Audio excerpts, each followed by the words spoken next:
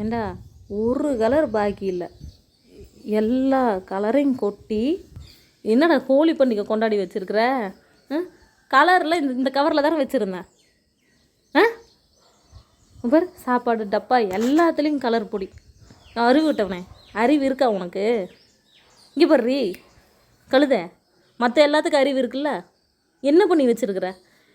இருக்கிற எல்லா கலரையும் நைட்டு ஒன்று தனியாக விட்டா இதெல்லாம் மேலே தானே இருந்துச்சு, எப்படி எடுத்துகிட்டு வந்த?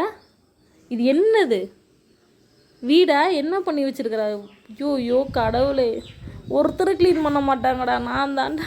என்னை போட்டு படுத்துறீங்க ஆளாளுக்கு. இங்கே பாரு பாவி, அறிவு இருக்காடி உனக்கு? அறிவு இருக்கா?